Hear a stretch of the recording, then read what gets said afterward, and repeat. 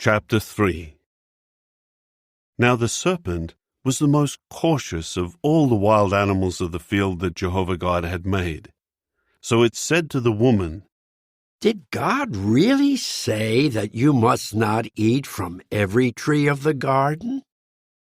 At this the woman said to the serpent, We may eat of the fruit of the trees of the garden, but God has said about the fruit of the tree that is in the middle of the garden, you must not eat from it. No, you must not touch it. Otherwise you will die. At this the serpent said to the woman, You certainly will not die, for God knows that in the very day you eat from it, your eyes will be opened, and you will be like God, knowing good and bad. Consequently, the woman saw that the tree was good for food, and that it was something desirable to the eyes. Yes, the tree was pleasing to look at. So she began taking of its fruit and eating it. Afterward she also gave some to her husband when he was with her, and he began eating it. Then the eyes of both of them were opened, and they realized that they were naked. So they sewed fig leaves together and made loin coverings for themselves.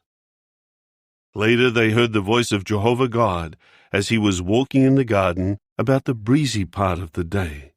And the man and his wife hid from the face of Jehovah God among the trees of the garden. And Jehovah God kept calling to the man and saying to him, Where are you? Finally he said, I heard your voice in the garden, but I was afraid because I was naked. So I hid myself. At that he said, Who told you that you were naked? Have you eaten from the tree from which I commanded you not to eat?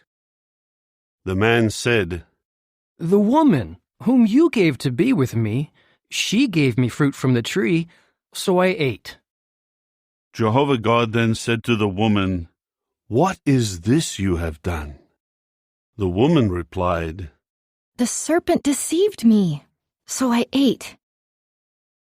Then Jehovah God said to the serpent, Because you have done this, you are the cursed one out of all the domestic animals, and out of all the wild animals of the field. On your belly you will go, and you will eat dust all the days of your life. And I will put enmity between you and the woman, and between your offspring and her offspring. He will crush your head, and you will strike him in the heel. To the woman he said, I will greatly increase the pain of your pregnancy. In pain you will give birth to children, and your longing will be for your husband, and he will dominate you. And to Adam he said, Because you listened to your wife's voice, and ate from the tree concerning which I gave you this command, you must not eat from it. Cursed is the ground on your account. In pain you will eat its produce all the days of your life. It will grow thorns and thistles for you, and you must eat the vegetation of the field. In the sweat of your face you will eat bread, until you return to the ground, for out of it you were taken. For dust you are, and to dust you will return. After this, Adam named his wife Eve, because she was to become the mother of everyone living. And Jehovah God made long garments from skins for Adam and for his wife, to clothe them.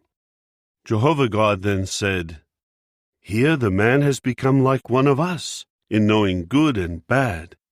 Now in order that he may not put his hand out and take fruit also from the tree of life, and eat and live forever.